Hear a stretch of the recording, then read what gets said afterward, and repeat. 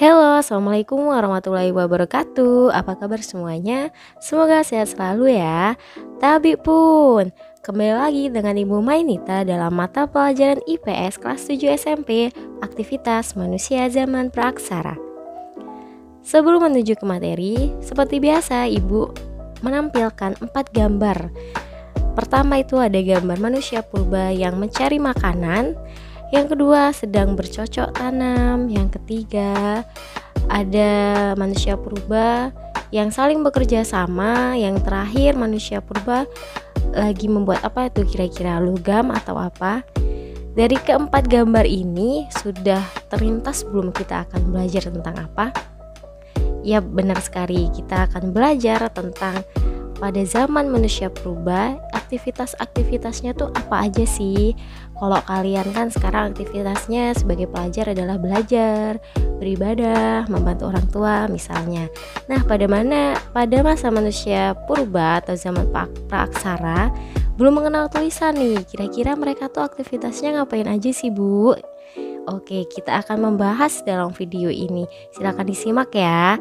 Silakan persiapkan buku tulis, catatan, ataupun juga alat tulisnya untuk mencatat ya.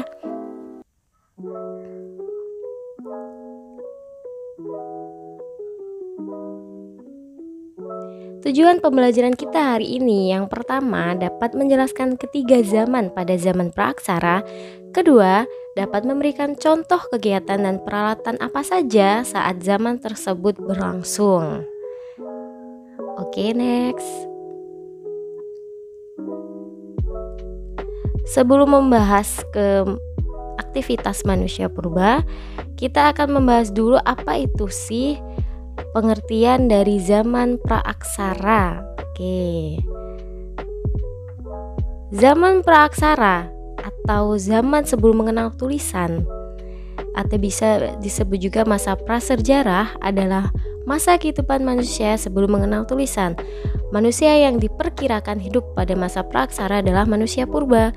Pada masa ini, kita tidak dapat mengetahui sejarah serta kebudayaan manusia melalui tulisan. Jadi kita mengetahui sejarah-sejarah ini dari para arkeolog-arkeolog yang mengumpulkan sisa-sisa tulang ataupun peninggalan pada zaman tersebut. Karena memang belum ada tulisan yang menceritakan sejarah pada zaman dahulu, begitu. Oke, sudah siap? Kita masuk aktivitas yang pertama, yaitu masa berburu dan meramu. Masa berburu dan meramu itu apa sih?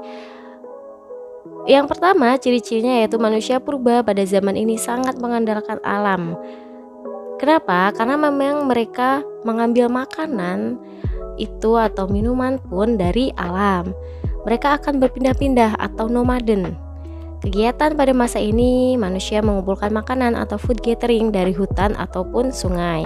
Biasanya dari hutan itu mereka mengumpulkan bahan-bahan makanan dan lain sebagainya. Dan kalau sungai, biasanya mereka mengambil air ataupun juga ikan. Yang keempat, alat yang digunakan adalah kapak perimbas, kapak genggam, dan mata tombak. Memang pada zaman ini, alat-alat pun masih sangat sederhana. Jenis manusia purba yang hidup pada zaman ini adalah Pithecanthropus erectus dan juga Homo wajekensis. Jadi pada masa berburu dan meramu ini adalah mereka di mana mereka berburu hewan dan langsung dimakan atau meramu. Meramu itu mengumpulkan makanan. Jadi mereka memang hanya mengandalkan alam pada waktu itu. Nah, ini yang dinamakan kapak perimbas, gambarnya seperti ini. Kapak genggam, karena memang mereka tuh pas di genggaman, makanya dinamakan kapak genggam. Dan mata tombak, sering kita lihat di film-film ataupun kita sering lihat tombak ini masih dipakai pada masa sekarang. Mungkin tapi dengan modifikasi yang lebih bagus lagi.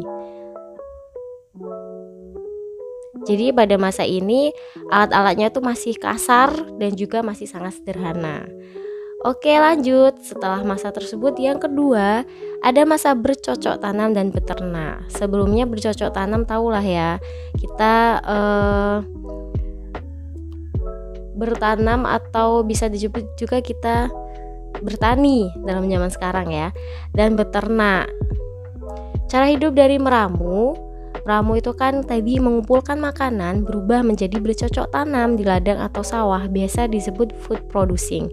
Tadi di zaman sebelumnya adalah food gathering. Di zaman ini udah namanya food producing, atau mereka tuh sudah mulai memproduksi untuk mereka sendiri dan yang lainnya. Jadi nggak lagi mengumpulkan makanan gitu.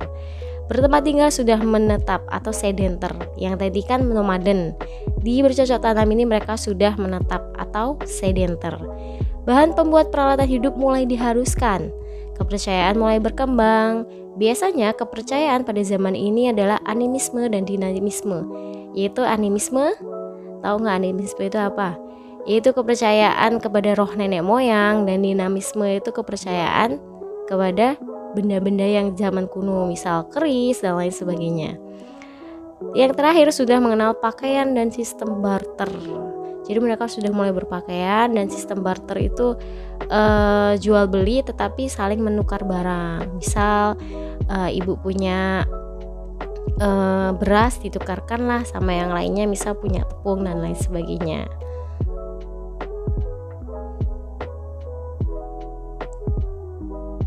Nah, ini ada contoh alat-alatnya pada zaman tersebut. Ada kapak lonjong karena memang bentuknya lonjong, dan kapak persegi. Nah, bisa kalian lihat di sini alat-alatnya sudah mulai dihaluskan daripada masa berburu dan meramu tadi. Ini sudah mulai halus, nggak tepi-tepinya ini nggak curam-curam lagi, nggak terjal gitu.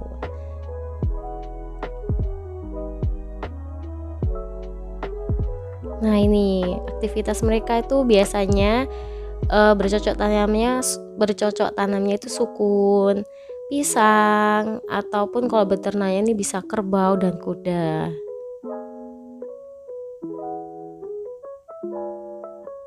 Nah, yang terakhir ada masa perundagian. Masa perundagian, masa saat manusia sudah mengenal pengolahan logam. Adanya pembagian kerja antara pria dan wanita. Biasanya pria ini bekerja dan wanita ini untuk menunggu anak-anaknya ataupun di rumah untuk menunggu makanan gitu. Karena pada zaman-zaman sebelumnya belum ada nih pembagian kerja. Jadi cewek, cowok, pria, wanita itu semuanya kerjanya ya sama gitu. Sekarang sudah mulai dibagi, yang wanita di rumah atau di gua ya zaman dulu, dan pria ini pergi untuk kalau zaman sekarang kerja ya. Jadi pria itu keluar untuk mencari makanan atau yang lain sebagainya. Masyarakat sudah hidup menetap dan menyebar di berbagai daerah seperti dataran rendah, dataran tinggi, dan juga pantai. Mengenal teknik bersawah yang baik atau sistem pengaturan air.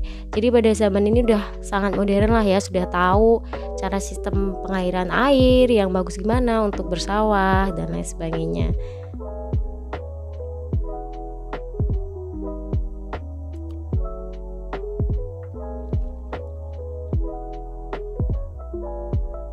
Nah, pada zaman perundagian ini sudah ada nekara. Jadi mereka tuh bisa membuat nekara, gerabah yang masih kita temuin sampai sekarang, kawat corong, perhiasan. Jadi sudah sangat maju. Jadi mereka bisa menjual kerajinan ini untuk mereka mendapatkan uang atau dengan sistem barter gitu. Nih, jadi mereka sudah mulai membuat menhir. Menhir ini biasanya untuk pemujaan roh nenek moyang, dolmen untuk meja sesajian mereka, sarkofagus.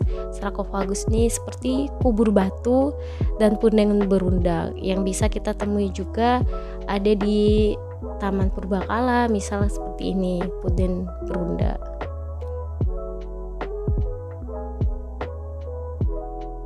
Oke, sudah selesai materi kita hari ini. Ibu akan merangkum sedikit. Jadi, aktivitas manusia purba atau zaman praaksara itu dibagi menjadi 3, yaitu ada masa meramu dan berburu atau food gathering.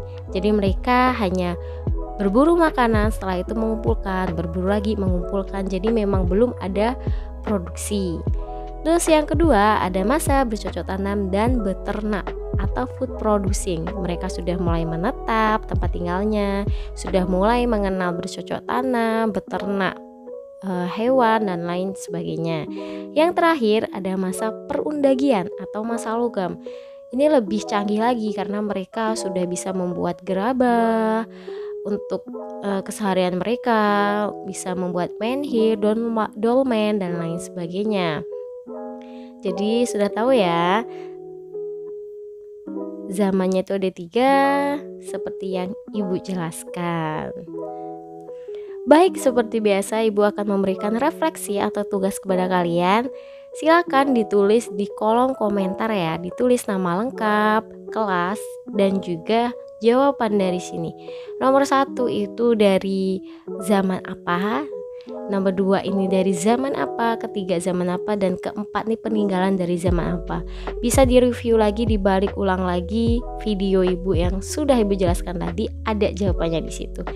Misal di sini ini menhir atau dolmen tuh sama dengan zaman apa gitu ya. Silakan ditulis anak-anak.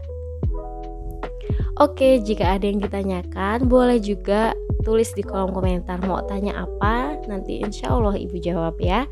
Sekian materi kita hari ini, terima kasih, semoga bermanfaat. Jangan lupa like, komen, dan subscribe agar video ini dapat berkembang. Ibu akhiri, wassalamualaikum warahmatullahi wabarakatuh. Sehat selalu, bahagia selalu, dan jangan lupa bersyukur.